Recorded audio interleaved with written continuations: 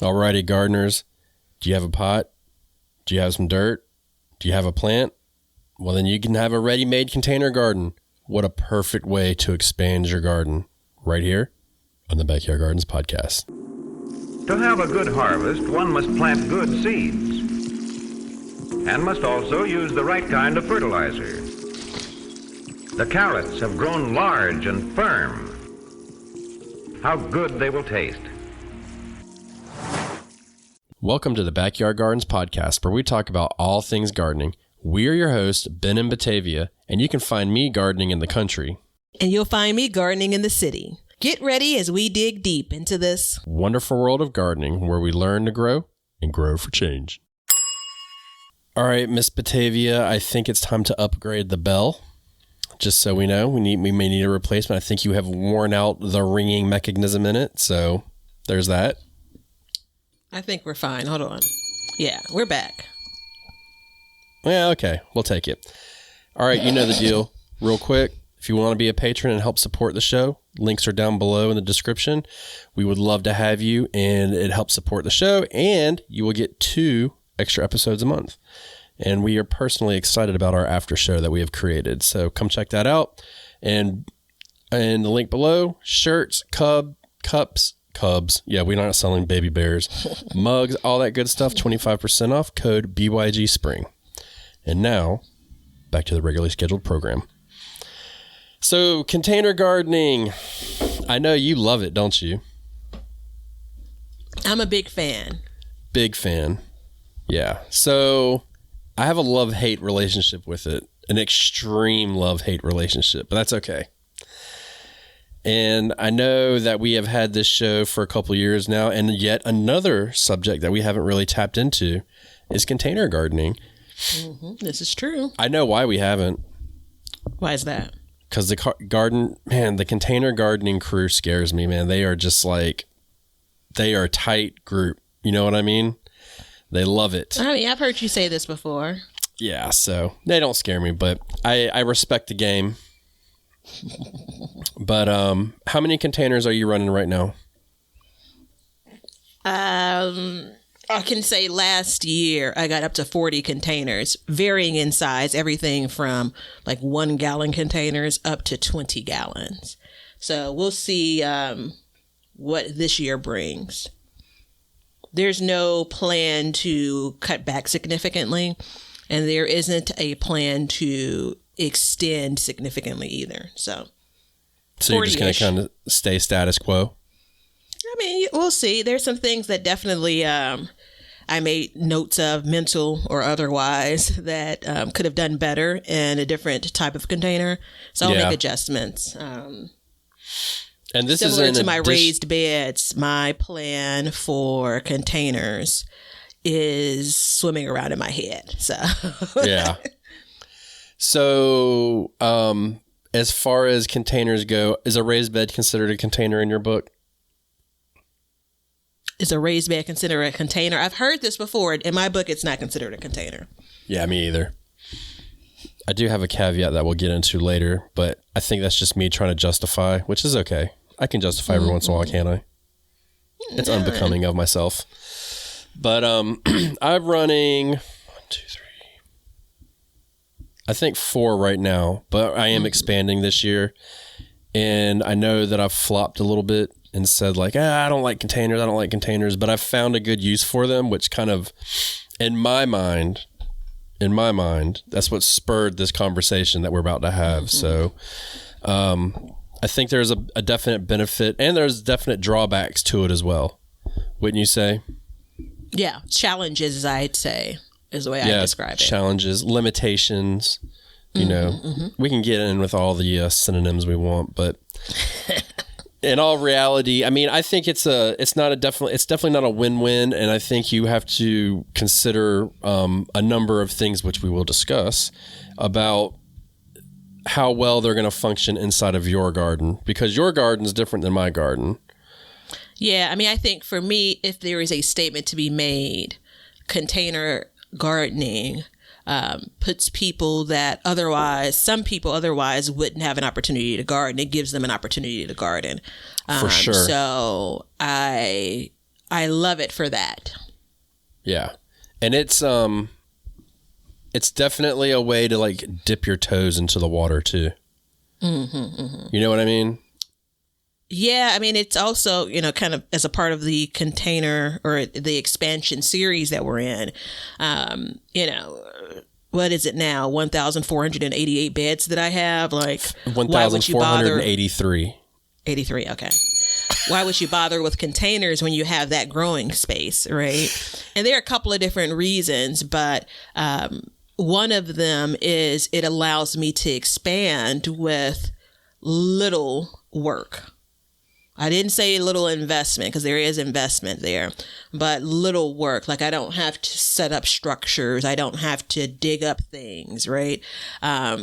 They are not permanent. I can decide I'm not going to grow in any containers this year. Yeah. And that's that. Whereas, if I'm sitting looking at my raised beds and I'm not growing in them, they're just kind of these structures that are sitting there empty, So, yeah.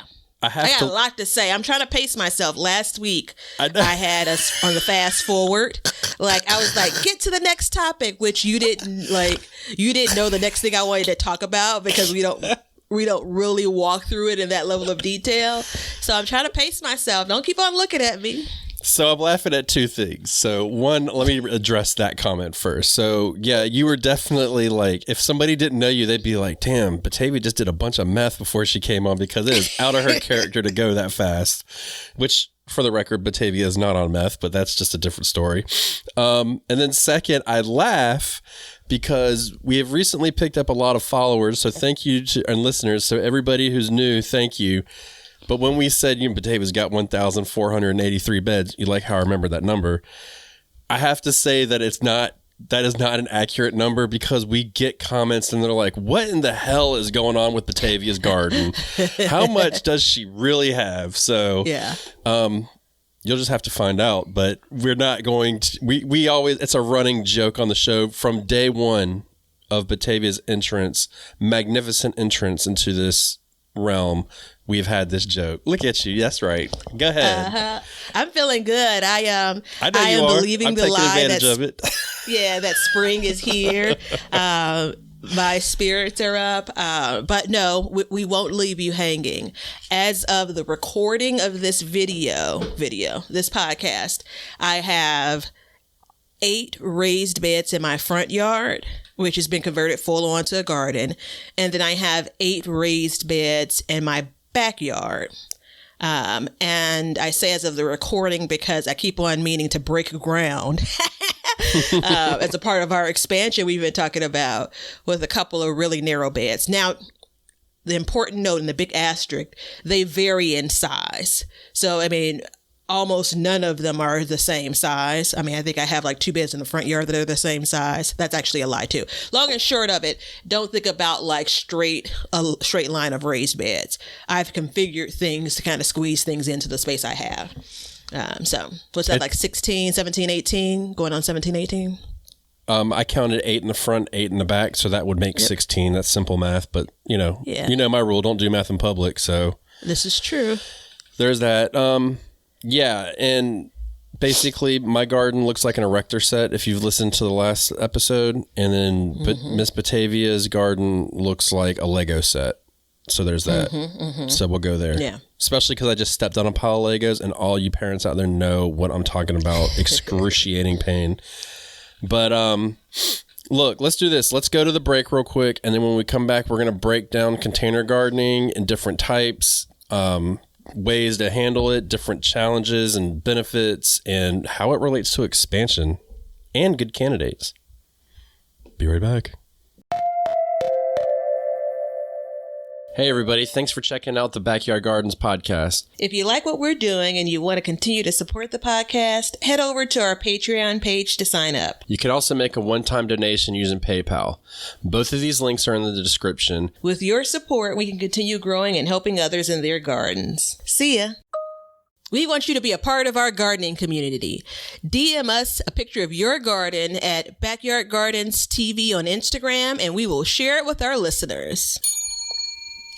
You know how I know it's getting close to spring? Because your allergies are getting you, aren't they? And I don't have allergies. I don't Oh, experience okay. allergies. Yeah. Okay. 4 sneezes and 3 later. I don't have allergies in 10 minutes. Come on, people. Yeah. I am not going to be the person that grew into allergies. Nope. Not me. Well, that happened to me, but you know what? I fight through it.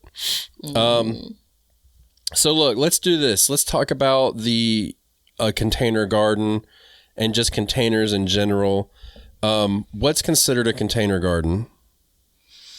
I'd say anything that has a bottom and some type of encasing that allows you to hold soil. Okay.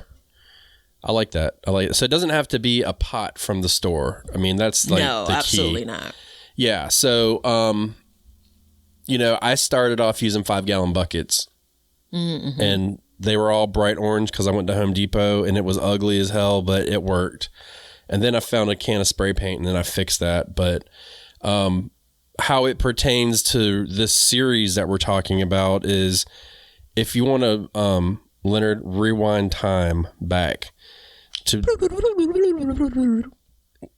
2009 or 10, and I had my first garden, and at the same time I was putting containers on my porch, and that's how I expanded my garden then, before I broke ground on new beds, and stuff like that. So it's a great way to add more growing without the labor of digging, wouldn't you say? Yep. I agree 120%.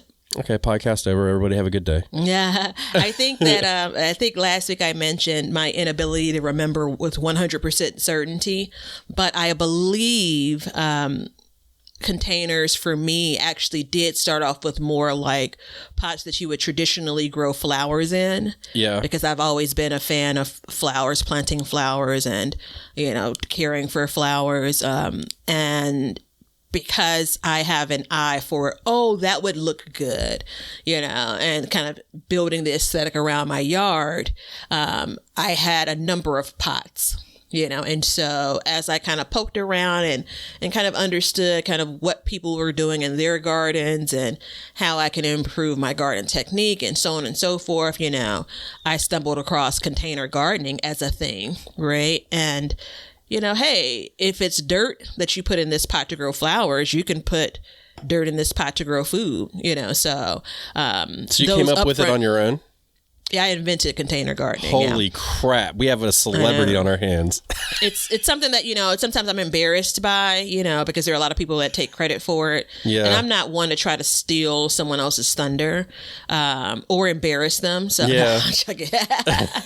No, it was an easier transition. All jokes. It was an easier transition because I kind of had that material and because I was using like things like potting soil, which we'll get into some of those things as well. I don't know. This already feels like a part tour. So because we already had like potting soil and things like that, like it was a real easy transition for me to just try to grow food. But to your point, I started off with like a 30-foot by 4-foot space, like in ground for my garden. And at that stage, that was kind of the limit in my mind. Like I didn't want to build out anything else. Like that wasn't where my thought process was. Yeah. So in order to grow something different, or in addition to what I was already growing in that one space, it was like, okay, containers made sense to me, so. Yeah, I was the same way. When I had my first garden, I didn't want to really break ground on anything new. I wanted to eliminate grass that I had to cut, but I didn't care about making another garden. And so that's where the containers really filled in for me. And I remember I had like an eggplant, and then somebody had given me one of those, I don't know exactly the term, but the long skinny pots that you can put on like a deck rail. And I put like a couple jalapenos in those. And I was happy just getting a couple jalapenos here and there. The eggplants were prolific as hell. And I didn't know what to do with them at the time. I think I even had a tomato maybe. And then, I had some herbs. Of course, I had herbs right there. But I didn't have a whole lot. But it was enough to kind of fulfill that urge. And what it really did is it fulfilled the convenience factor of getting some fresh produce because I had it on my actual porch. So all I had to do was just go outside and grab a couple things. And that was a big deal for me. And it was actually, I think it was like 2 years until I really decided to like, okay, let me make another garden bed. And then when I did that, I think I jumped into making like 2 more. And I think over time, I mean, you have to forgive me, my memory is foggy. But I think I started cutting down on the amount of containers I had. Actually, I know I did, because as my bonsai garden grew on my porch, then I had to have more room. And so I kind of started eliminating, and I had more space, but I didn't know what to grow in that space. So that was the other thing too, is so I could move it into that. But, I'd move like the eggplants from the porch into the actual garden, and that was a big deal. You know what I mean? So I think there's an argument that a container is a good place to test a certain vegetable out in. Yeah, I still do that to this day. And let me just make one note. So when, kind of I opened up and said for gardeners that wouldn't be able to garden otherwise, I'll actually amend that and say that my garden space for years, again, it's that one space along the fence line where the cage baby currently is, but that's like 30 feet by 4 feet. That was the only dirt that I had in my backyard. Like the rest of my backyard is patio. It was here when I moved in, and porch and deck, right? So there was no other place that I had. Actually, that's my grandfather and I planted collards on the side of my garage one year because that was a space that had dirt. But anywho, so it was, what do? This is before the idea of dig up your front yard came up, so whatever I was growing in that 30 foot by 4 foot space and then alongside the garage was kind of it. And I had already started to get bit by the bug. And so, some people don't grow in ground based on soil conditions. And there are a bunch of other different reasons. But for me, that space that I had, it was kind of like, okay, you can grow here, but this is the only space you can grow. Yeah. Right. And so that again leads me to expanding my garden space, my garden footprint. And I did that initially through containers before I ever, in spoiler, you can absolutely put raised beds on concrete and grow on concrete. I actually searched around a lot to see how effective that would be before I actually started building out raised beds. Mel Bartholomew is an advocate of that. I don't know that I saw him do that. Yeah, the square foot garden, that was like one of the big things, is like you can put it right on a patio. Well, there you have it. Yeah, and he kind of gave designs and ideas behind it. So I like how I use that guy's name like we're friends. Yeah, our buddy Mel. And there's so much learning there. So similar to like putting something on a patio and building it up.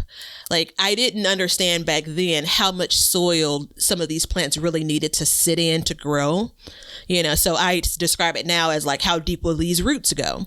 And so that was a part of what I viewed as a challenge. Like, okay, yeah, I could put something on a patio and, add dirt to it, but how much do I need? And so there's a similar question around the types of containers you use. How big of a container do you need, right?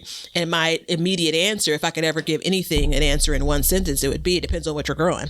Yeah. So Miss Batavia got me, it's kind of a serious gift, but a gag gift at the same time. I feel like she got me the Square Foot Gardening, like actual book, which I've never read from cover to cover. I want to make a confession. I'm such a garden dork that whenever I go camping, I always take gardening books to read while I'm out camping. So I'm going to be, camping season is starting up, so I'm going to be powering through it. So, good for you. Yeah, it is good for me. But yeah, I don't think the roots go as deep as you think. Well, not you think, but like as people think, because when I pull up my plants at the end of the year, they're not going all the way down through the whole bed. So I don't know. I don't really understand why I made my bed so deep. I think I had a misconception maybe. Even my sweet potatoes don't go that deep. I think, and garden cleanup is one of the best ways to figure that piece out, and so this is, again, one of those things that I learned over time, right? You know, so you buy the little plant or you plant the seed, like everything starts off pretty small. And then at the end of the season, I would pull up my tomato plants and say, wowzer, right? And so in my mind, that was kind of like the bar, like tomato plants, they can have big root systems, everything from spreading to, I mean, I don't know, I'm terrible at these kind of measurements, but maybe like 6 or 8 inches or something. That's about 5 or 6 inches you're holding up. That my hand is? Yeah. I told you I'm terrible at it. So something in between 5 and 58 inches. No. Good night. What a spread.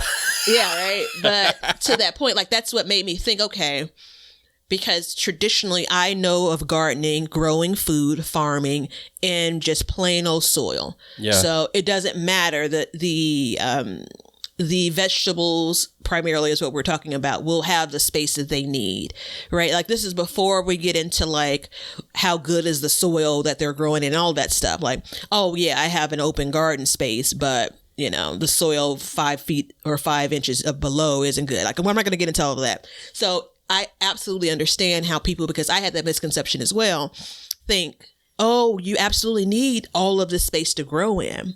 You know, for me, for containers, it's less about how much soil you're growing in and more about the more soil you have, the easier it is, which I'm jumping ahead because I'm excited. The easier it is to keep that container watered, right? You know, so the smaller that container, the quicker it will dry out.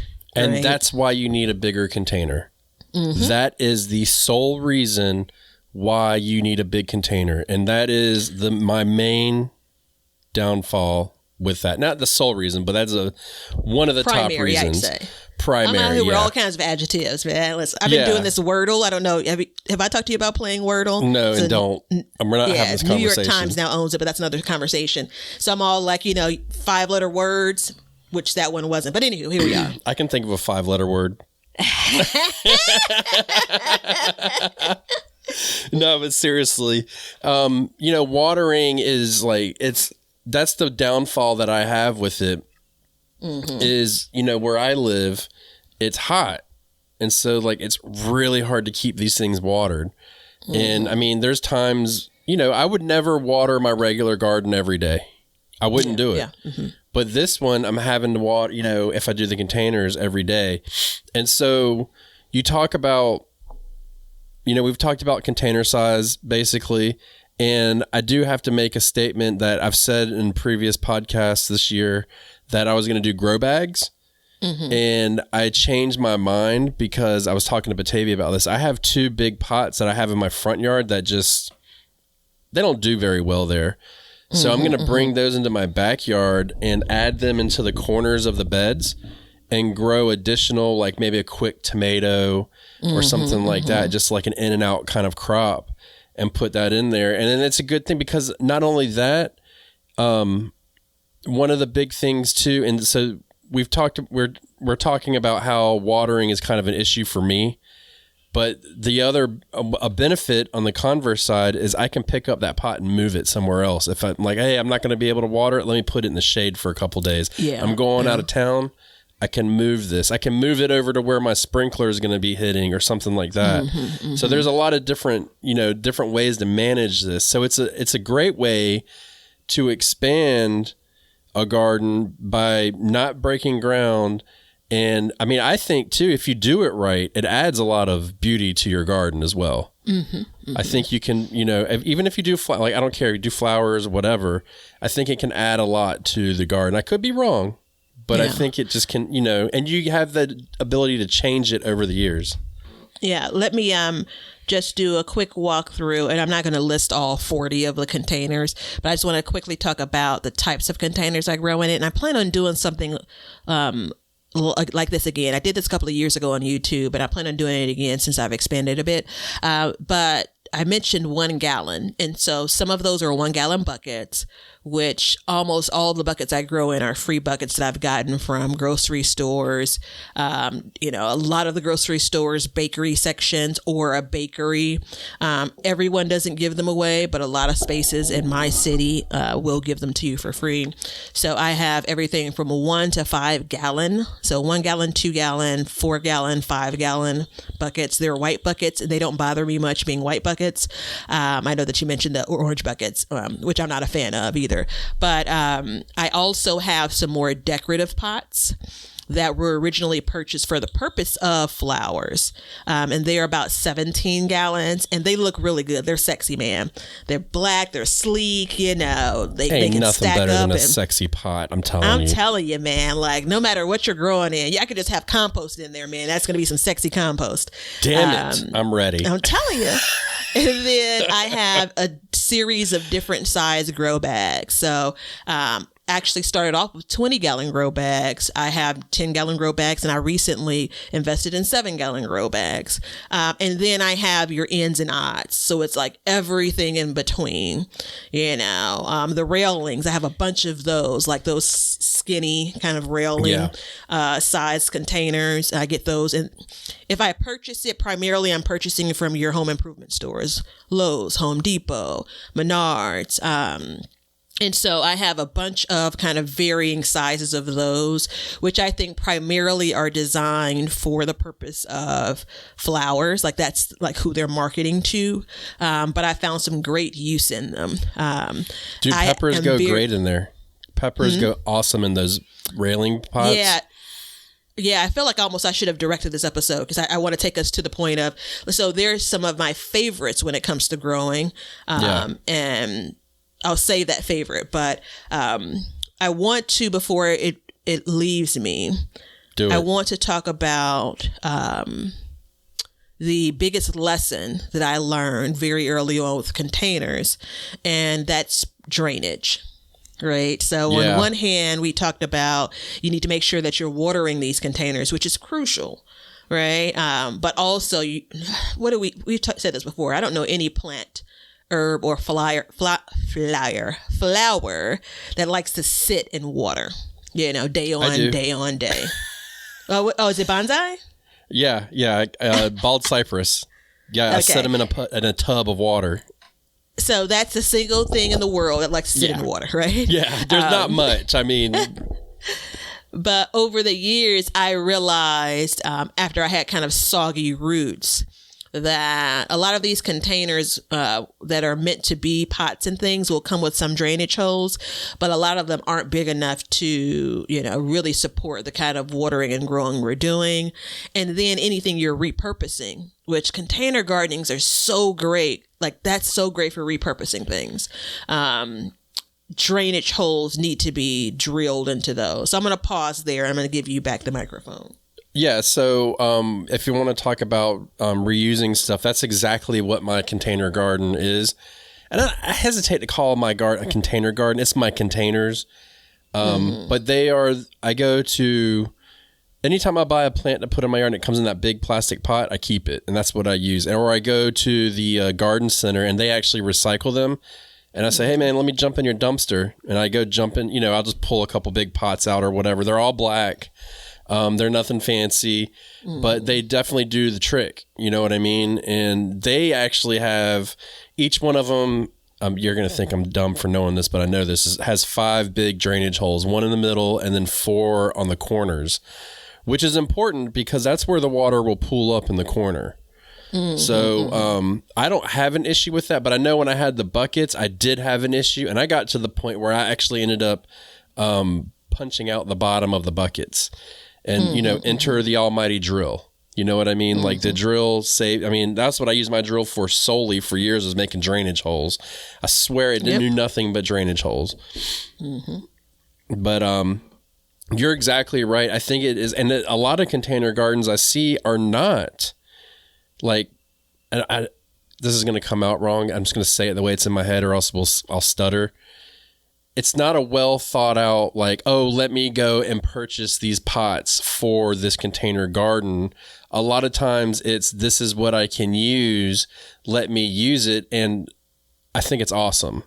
Yeah. I think it's great because in a world where everything's plastic, we have a lot of issues with that, and it gets wasted and it fills up our landfills. But you're taking it and you're using it into your garden for a purpose. And I read a book one time. It's funny how things work. This is around the same time I started gardening, and I was on a ship for 20 days, and I took a series of books. I mean, I read a lot of books, and one of them was it was a Christian novel about the end of the world. Kind of, there's like a solar flare and all the power went out. Long story short, everybody was struggling except for this old lady. And they went to her house, and she had in her windowsills and on her porch and everything, she had like Cool Whip containers and all kinds of like trash containers just filled up with dirt and plants that she was growing. And they were like, "What are you doing?"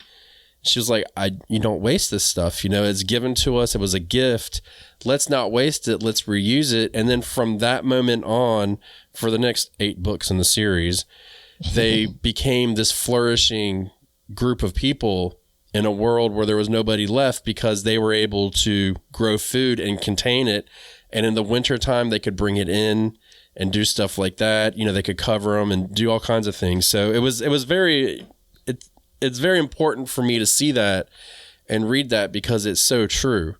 You know, there's a lot of waste, and a container garden will help eliminate that, or at least prolong it. Let me say, I mean, because eventually the pot will break down. Yeah, I'm going to pull myself together because that speaks to 2 things that I love. Dark Batavia loves post-apocalyptic things, right? And then clearly, you know, Everyday Batavia loves gardening. I'm going to send you the books. Yeah. Oh, yeah. I didn't want to ask on the air. You're going to read. Yeah. Oh, listen, now, I'm going to, hold on. Listen. You can't be nice and then do that. I let you get away with the whole, no, she's not, she really doesn't use meth, right? Like I feel like this is like character assassination or something. And now like, oh, you're going to read because I'm actually listening to an audiobook. So maybe there is some truth to that. Anyway. I'll send you the audiobook then if that helps. Yeah. So this is a couple of notes here. This is the way I live. I save a lot of things because I believe most everything can be repurposed. I feel great about it until I'm stepping over shit, you know, so there is that piece of it. But for so many years, I bought everything in my garden that was planted, flowers and food, vegetables and herbs and things from someplace. Right. And they're just clearly they're not giving that stuff to you, you know, putting a pile of dirt in a plant in your hand. Right. They come in containers of varying sizes. And so this is a great tip if you have the space and the discipline to not just make it like this shit show of like crap everywhere. There's so many things that and kind of off topic but connected, even with seed starting, there are a lot of containers that I clean up, that I bought whatever the plant was, that I plant it and clean it up, and then I save that container and I'll use it in my seed starting.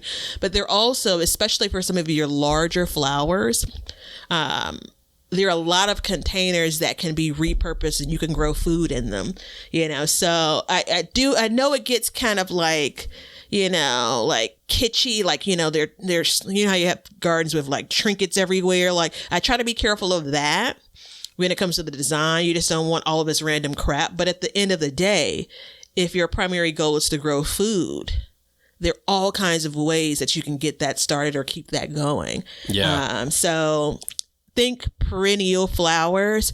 They're giving you 1 gallon containers easily.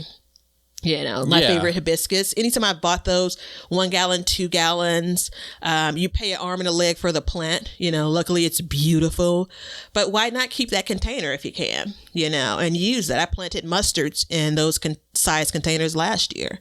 So. Yeah, I reuse containers, especially the ones that you get when you buy plants and stuff. I have those everywhere. And when I do my annual seedling sale, I will I've had problems with people contact me and they're like, did you grow these or are these from the company? I'm like, no, I'm just reusing the pot, man. Like there's no point in wasting it. Like come get it. You know what I mean? Yeah. So I I definitely do the do same that thing. when I'm potting things up for sure, Yeah. because those are great sizes. Because think about it again, if you buy a pepper plant from the store, when it's time for me to pot up my pepper plants, it's going to be in that same size container. So Right. Yeah, and I definitely have bought some containers too, but I continue to save them. And I have a shelf in my shed that is nothing but old containers stacked up, and I say use that them 3 all the times time. real fast. No, there's no way I can get it out 3 times. I can't even get it out another time. But when we got way off topic, of course, but it's kind of the benefit of, the reusing stuff is one of the benefits of the container garden, and then I think it's the biggest benefit, really, in the grand scheme of things, but the versatility of it too. We kind of alluded to being able to move them around and stuff like that and place them in different areas. I mean, have you ever looked at somewhere in your space and be like, you know what, a tomato would look really good there. It would be a nice bush for right now. It'd be functional, but you can't really get it there. And that's when the container would help, because then you can just put it there. You know what I mean? And it's Yeah, the same with testing out waters too. I've never looked at it like that. But after I've put something there, I'm like, oh, okay. I like how that's growing. Oh, that's convenient. I absolutely use some of my containers for testing.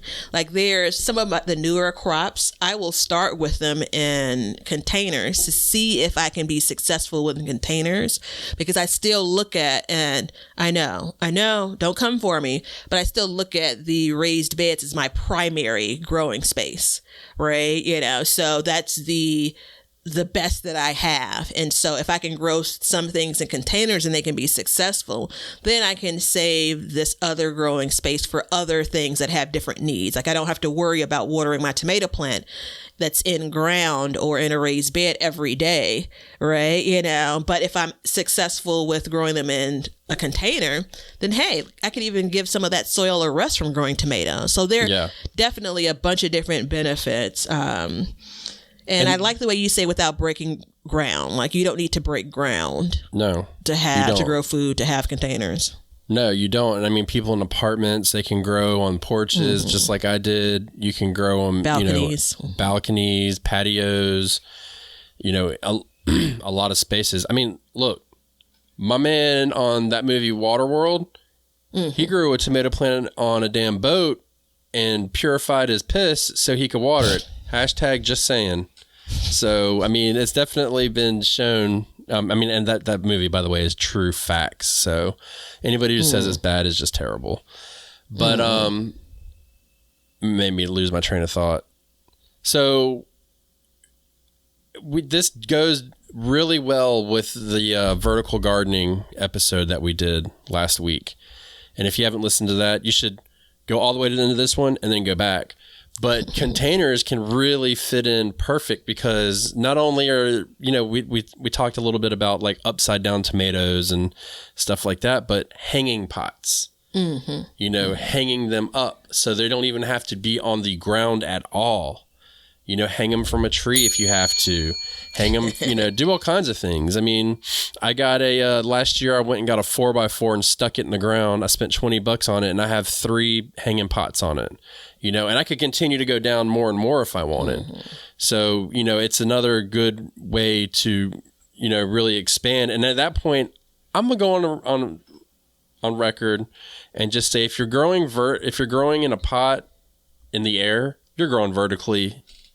No matter what it is, it's got to be vertical, right? Just say yes. Just agree with me. Okay, perfect. Thank you so much. You're such a good friend. Yeah, of course I am. There is, I've wanted to grow herbs, and should have started with those. You should have started with those. Yeah. Forever debate there. So I wanted to grow herbs in a couple of round raised beds. They're actually fire pits, 36 inches around in the front yard. But I found last year that having herbs right outside my door in a container were so convenient. It helped me keep track of and use them so much more. I mean, the general rule is the closer that the garden is to your home, the better. And sometimes that even means like stepping outside your door versus 20 feet away from your door. And so I've basically said, I can actually just, with the containers that I have, plant my herb space, my herb garden right here outside of my door. And it's nice because I don't have to worry about frying them. I don't have to worry about that set of containers drying out too fast, because it gets like maybe morning sun, but basically afternoon shade, which goes back to the idea of how often or how infrequently or how frequently I want to water. However, for those that really do need watering, it's right outside my door. It's going to be the first thing that I see when I do my garden walk. So, yeah. I was waiting for something else and you stopped.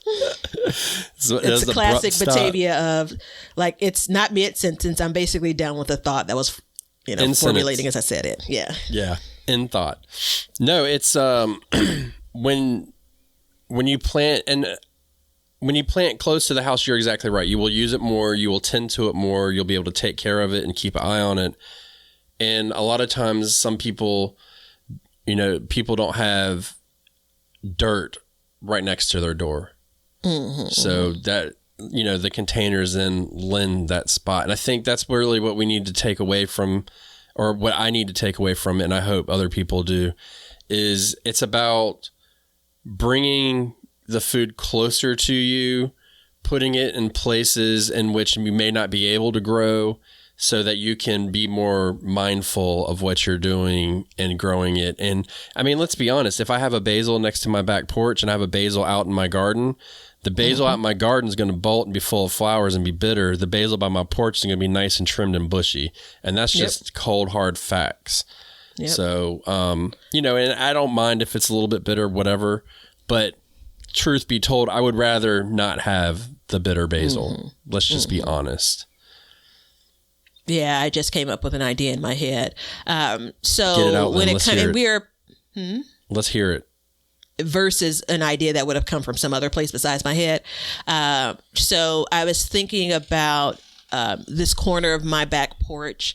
I put all kinds of different flowers there over the years. And it's just, remember how you said earlier, it doesn't have to be an ugly space. You can look and say, oh, that would look good there. I really like the look of it. It makes me happy. Walking out of the door, looking out of the window. And so the idea was, what I want to do is build like a little shelf that's a little bit higher, because otherwise I have to use like plant stands. So they're not on the ground. I like them more like, chest level. But the second idea was I can just put my grow bags, my smaller grow bags right there. I had basil and lemon balm in a container right outside of the door. And it's exactly what you said. I use that much more often than I had a mixture of herbs further into the backyard lined up with some other grow bags. And I didn't really even get to those herbs until the weather started to cool off, and they struggled all summer, like in the heat of the summer. And so it's in my mind, I'm saying I probably need to bring all of those things closer to me, but the asterisk is I can still interplant flowers if I want. I can still put a container that has flowers in, right? Like everything doesn't have to be one straight thing. It doesn't have to be all herbs. It doesn't have to be all flowers. It doesn't have to be all vegetables. And I think that container gardening is just like if you're doing a raised bed, you can play around with that, Well, last year I have that big container by my greenhouse. Mm-hmm. Last year I put 5 pepper plants in it, 1 marigold, 1 pinwheel petunia, and a baby's breath in there. And it was pretty until it got overgrown and crazy, and then it wasn't pretty, but that's a different story. We won't really rehash that. But it was pretty, you know what I mean? And it allowed me to do something like that, and it allowed me to be a little bit more creative in my space versus in my raised beds where I'm like, look, space is a premium. You know what I'm saying? You're going to get 1 flower, and then that's all you're going to get. So it was definitely, I enjoyed it, and I'm looking forward to doing that again. And if I did I've kind of played around with the thought of changing my system for my herb garden. And if I do that, I may actually move that into giant pots as well and do something like that where it's just more butamus and, you know, something more pleasing to the eye. I'm not sold on what I'm doing yet, and I may not even be sold this year because I'm running out of time quick. But you know, I did one. There's another way I used a container before. I grew chamomile for a long time, and I read very early on that it can be almost invasive because of the way it drops its flowers and everything. So I put it on the corner of my bed in a 1-gallon pot, and then I never had issues with it. And I got tea for years and years out of it, and I was able to take care of it. So that was another benefit of that too, is like you have a plant that could be invasive, like mint or something like that. You can put it into a pot and isolate it that way, at least so you can keep the roots from going into the ground and spreading that way. Or you can move it away in case it drops seeds or something like that. That's a huge tip, a huge tip. I vowed not to grow mint in a garden bed or garden space unless it's in a container because of how invasive it is. And I think I've seen you do this as well. I've done this depending on the year, taking a pot, a container of some sort, and actually kind of buried it almost into the garden. I did this with some flowers, originally. Yeah. And I mean, I'm going to keep it really real with you.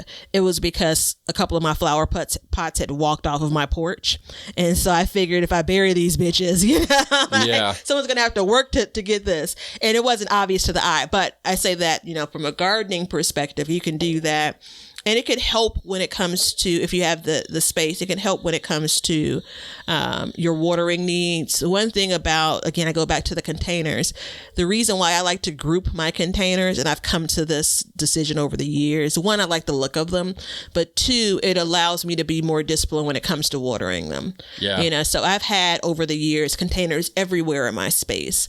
And the further they are apart, it may look good, but the further they are apart, the more taxing it is on the gardener to keep up, especially if you're talking about, even if you have 4 or 5 or 6 or 7 containers, like that's still something to keep up with. So that's something I try to do. And I envision that as soon as you put together, what's the rule of 3 for landscaping and gardening and all? As soon as you put 3 of something together, I call it a garden. Yeah. Amen.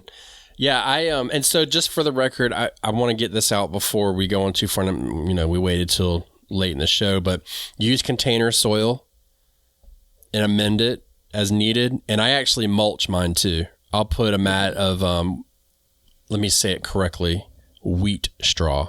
Okay, It's not hay; it's wheat straw. So I use that and top to help with the moisture and stuff like that. And then I use it and it stays on the wintertime.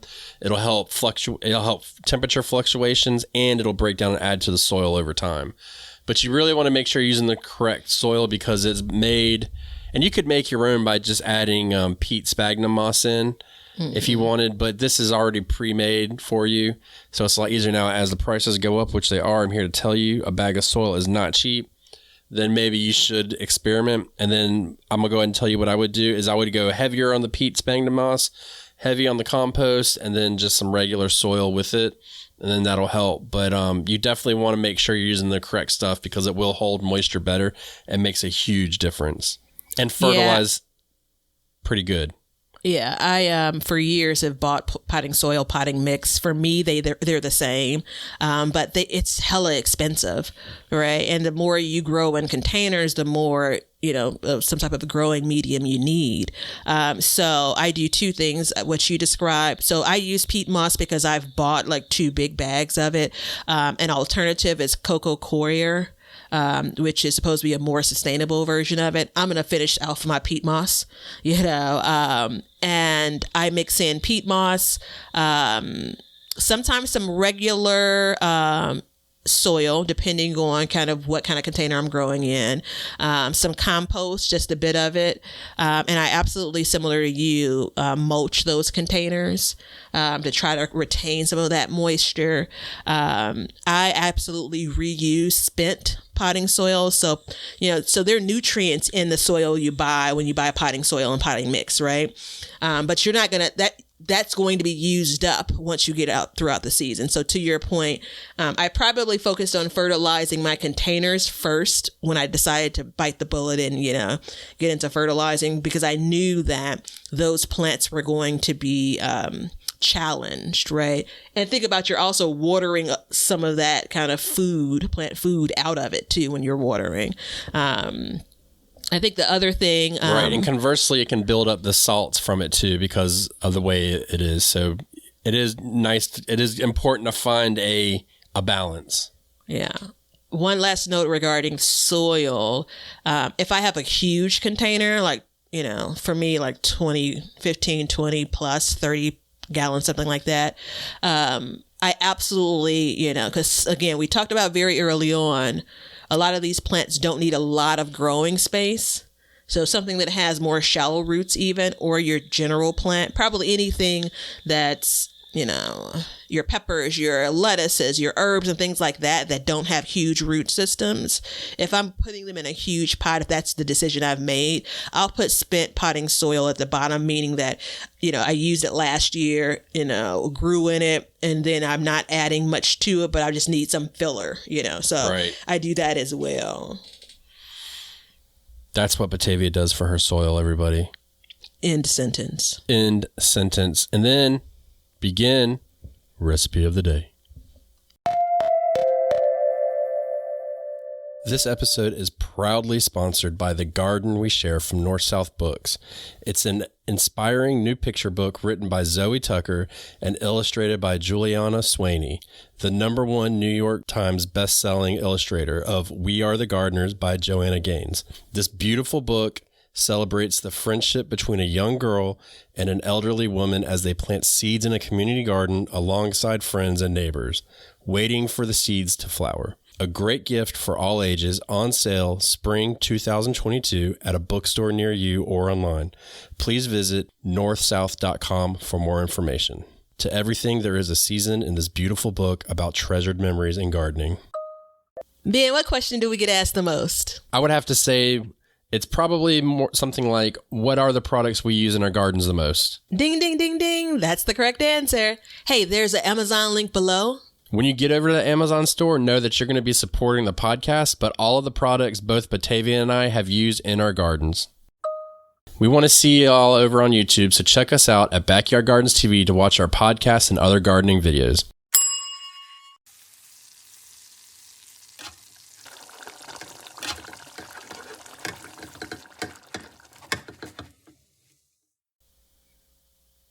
All right, so I need you all to try this with me, and I need you to not turn your noses up. So this is a pea soup, right? I know. Dude, you're a freak. I just ate that for dinner last night. Get out of the way. So this is three strikes now, with you a name calling. We'll have to talk after class. I didn't call you a name. Oh, yeah, I did. Yeah, you did. Yeah. So this is kind of in the spirit of kind of spring, and you'll be harvesting some of your peas soon. I'm going to go with, we're going to heat a medium pot, medium heat, 4, 5, 6 quarts, whatever the sizes you normally cook in. We're going to add some scallions that are chopped up. We're going to add some tarragon or basil, which we may not have in our gardens yet, but you could purchase it too. We're going to stir that up until it's soft, 3 or 4 minutes. Now you're going to use your peas, and it could be fresh or frozen. You're going to need about 3 cups of peas though. And these are your sweet peas is what I'm talking about, which your face, I knew like I had a winter chicken dinner. And I'd love to hear your adjustments here too, since you just recently had it. All right, so we're going to add the peas in, stir for about a minute. We're going to use vegetable broth. This is full vegetable soup here. So we're going to use vegetable broth, about 3 cups, right, to give it a little bit of like going power. We want this to stretch out, right? So from there, we're going to bring the broth and mixture up to a boil, and we're going to let it then simmer. After it comes up to a boil, turn the heat down, let it simmer for 3 or 4 minutes. Now, the thing about this is it's going to be a smooth soup, right? So it's okay. You're not overcooking things. We're going to take the soup off of the stove. We're going to put this into either a blender, or if you have one of those immersion blenders, you want to basically smooth this thing out. So you're going to blend it up either way. And then you're going to put it back on the stove. This is where you're going to add some lemon juice. I just love adding lemon juice to foods. All right. So we're going to add a couple of tablespoons of lemon juice. This is where you season the way that you want, salt and pepper. You can put some garlic powder in there if you want, whatever the taste you're looking for. That's where you can do that. I prefer this. I've had pea soup before. I've not used this recipe, but I prefer it warm. But this is something obviously you could actually eat cold. And then either use sour cream or yogurt if you want to top it with just a dollop of it. This is a way that you can use either last year's pea harvest or what you're getting out of the garden this year, or you can buy them. I'm going to add some maybe French bread, a little bit of butter on it on the side, or garlic bread because I have that in the freezer. And I'm going to enjoy pea soup, folks. So the only thing I would do different is I don't like mine blended. Mm-hmm. So what I do is I take a potato masher and I just mash them up. And when they release the starches, I let it cook and it'll thicken up a little bit. Mm-hmm. So that's the only thing I would do different. I just don't like mine like baby food. Yeah. You know what I mean? Well, that's the reason I was like, stay with me. Because I mean, the idea of like green peas and I get how that could be baby soup-ish. Yeah. We did that with butternut squash and stuff. So in my house, I'm the soup master. Yeah. So I make a lot of soups. And last night we had pea soup. You're so weird. That's crazy. I know that you're either spying on me or we just know each other that well to where you know what I'm eating now, and it freaks me out just a little bit. Well, I can't believe that the cameras are still active and they haven't been found. So.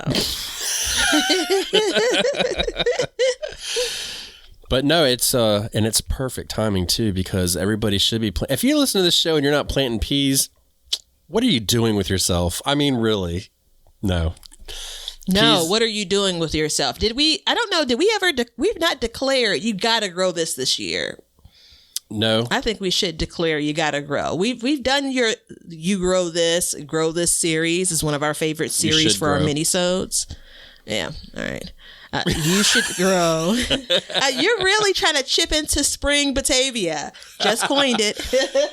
You have so many phases of Batavia. I get confused. We have New Year Batavia. Man.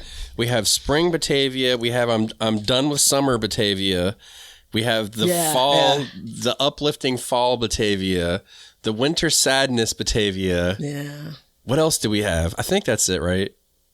Yeah. Personally, there's that winter sadness is separate from holiday. Oh, Batavia. Yeah. Yeah. I'm just Ben. It's okay though. It's okay. It like I think I know the people that I know. I'm friends with the people that I'm friends because no one really gets the same Batavia. Right. Yeah. Not many people, let me say that. Yeah, that's true. It keeps us on our toes. Mm-hmm. And all the listeners are on their toes too. But no, it's a solid recipe. And tarragon, I don't know how I feel about it yet. It's one of those herbs. I'm not sure how I feel about it either. Yeah. I think it's a savory spice, I believe. So I'd probably use that over basil, though, I would think. Mm-hmm. You know what I mean? I probably would use basil, I think. But I was watching this, again, I mentioned this a couple of weeks ago, like everyone has a cooking show, a cooking channel, a cooking page. And so this guy I used to watch, and I see him come up in my feed from time to time, and he's doing this thing, like it's some paid service, like kind of like a take on masterclass. But in the introduction, so I've not signed up for it or anything, but in the introduction, he said something like, people oftentimes, if they don't have ingredients that a recipe calls for, they toss the recipe. And a part of that comes from us not necessarily understanding what we get from a particular herb, so the flavor or the texture or the feeling that spice gives you or that herb gives you or whatever have you, like that allows you to make adjustments. I was actually in a different part of my life talking to some folks, and she said that the way that her mother taught her and her sisters to cook was you should be able to taste the recipe once you read it. right? So, and that never occurred to me. Like, once you read the ingredients of a recipe, you should know what it tastes like. You should actually be able to taste it. And so that allows you to make adjustments as you cook. And that allows you to go freeform on that recipe if you want to change some things out, right? Yeah. So I think sometimes I would default to basil because I'm more familiar with that, but maybe I will try it with tarragon because who knows? Well, one of the things I've learned in my years, and this goes back to when we were like full out vegan, there were so many spices that you had to have in order to create foods. So we thought, and you couldn't keep up with it. So we ended up doing, and it's a simple Google search is what can I use instead of this, that, or the other.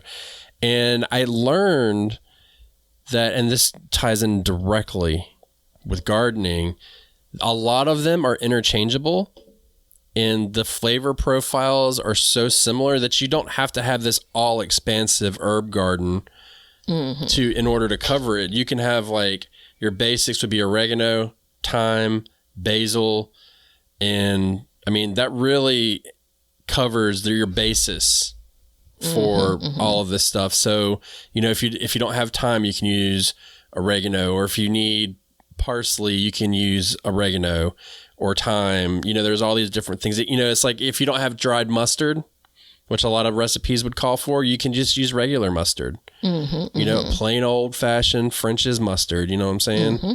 Or if you're like me, you buy the generic, so you can do that. But there's all these different ways you can do it. So I learned that, and then it made me, for my gardening, a lot better because then I could focus on just certain herbs instead of going this like all expansive. I do want to grow bay leaves though. I have yet to grow those, and I do want to grow those because we cook a lot of soups. Yeah, and they're expensive too. And it's on my longer unofficial list as well. There's just so many opportunities. Maybe this year. I do have to buy some herbs and different tea flowers and stuff for this year. So maybe I'll buy bay leaves this year. Because I'm tired of buying them and them being all crushed up. When you want me to put one bay leaf in, don't give me a container that's all crushed up and powder. I don't want that.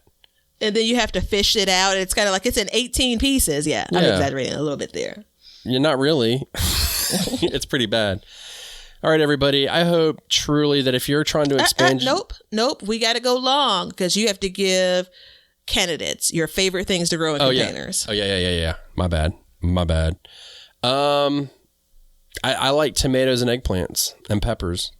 Those are my favorites to put in pots. So peppers, absolute hands down, number one pick. For me in containers. Lettuce, because I'm kind of prissy. I like clean lettuce, and it's much cleaner in containers for me than it has been kind of growing it in ground or, you know, in beds. And I'm going to shout out to you, although you've been away with me this episode. I'm going to say herbs. Herbs? Yeah. The whole lot of herbs. Didn't you do this to me earlier this season? Don't narrow it down whatsoever. Yeah, that's definitely a page out of my book. Yeah, and I think if you go with something that's not, like, I don't think corn would do very good. I think people do it, but I don't think that it works the best. I tried it last year, and it was a bomb. Yeah, and then like melons and stuff, I mean, it works, but the size of the roots isn't the problem. It's the vines, so I feel like those aren't very good candidates. You? I would agree that they're not the best candidates. I would actually add cucumbers, similarly vines. I think that all of those can be grown in containers, but you have to be very intentional, very planful. You have to keep your eye on those things. You have to fertilize. You have to make sure the water is proper. Like, they aren't as forgiving as some other plants that you would grow in containers. Yeah. Now you can add a trellis to a pot, so there is that. That is not the issue. Interesting thought. Maybe I should do that this year. This is what I need, one more trellis. But and I think too, huge asterisk, varieties. Check different varieties. You have bushing varieties, you have container varieties for a lot of things. You have smaller fruits for some stuff. So there is a lot of options out there for your containers. And it turns out that a lot of stuff I put in my garden are container varieties, which doesn't make any sense, but that's okay. some of that's a little bit of that's marketing. One of the cherry tomatoes I'm growing again this year, if it gets out of the grow room, it's a patio variety of a cherry tomato. So the plant is just meant to get smaller than you would like your 5 feet, 6 feet, 7 feet tall cherry tomato plant would. That's a good thing. How many cherry tomatoes do you really need? Every year I think about, but every year it's the first tomato. I love them. And then it gets into end of summer Batavia. I'm just like, enough. Yeah. My wife told me last year, she goes, why in the hell would you take cherry tomatoes and trade them with somebody else for more cherry tomatoes? And I was like, well, ours are yellow and theirs are red. She's like, I don't give a shit what they are. Stop. Just get rid of them. Yes, ma'am. So that was my tongue lashing for the year in the garden. It was pretty brutal too, but that's all right. There's nothing better though than a cherry tomato. You're never going to get a tomato that's sweeter than a cherry tomato. And pick any variety really. But a lot of them put on a lot of fruit. Like Yeah. She's limited me to one cherry tomato plant in the garden each Smart year, woman. which I can respect that. So there's your candidates. So everybody, now we've gone a little bit long, but that's okay. If you want to expand your garden, container gardens are great. It's a great way to test. It's a great way to move things around, challenges or watering, stay on top of your fertilizing, be creative, add flowers to your pots and enjoy them. Thank you so much for being part of the show and listening. And we may end up adjusting the schedule for next week. I have to run it by Miss Batavia. I had an idea during the show. So stay tuned. We may be continuing the Expand Your Garden series. Maybe. No promises. But we love you guys. Thank you so much. Check the links below. Become a patron. Buy a shirt, mug, coffee cup, fanny pack, whatever you want. It's there. Thank you. BYG Spring, 25% off until June 20th. See ya! We hope you enjoyed today's show. Please follow us on YouTube at Backyard Gardens TV. Instagram at Backyard Gardens TV. Over on our website, backyardgardenstv.com. And then we have Patreon at Backyard Gardens. And don't forget to check out our links below to help the show. Thank you so much for joining us as we learn to grow and grow for change. Cut. Now you know why people feel like celebrating at harvest time. All over the world, people have feasting and good times when the crops have been gathered in. Hey, everybody. Thanks for checking out the Backyard Gardens podcast. If you like what we're doing and you want to continue to support the podcast, head over to our Patreon page to sign up. You can also make a one-time donation using PayPal. Both of these links are in the description. With your support, we can continue growing and helping others in their gardens. See ya. If you guys want some Backyard Gardens gear, go to the link below and check out our t-shirts, mugs, pint glasses, and other gear. All purchases go towards helping to support the show, so thank you so much in advance, and we hope you enjoy. We want everybody to have a garden, and we're going to give you a chance to win free seeds every month. Head over to backyardgardenstv.com and enter your email address to be entered in all of our giveaways. Good luck. We want you to be a part of our gardening community. DM us a picture of your garden at Backyard Gardens TV on Instagram, and we will share it with our listeners.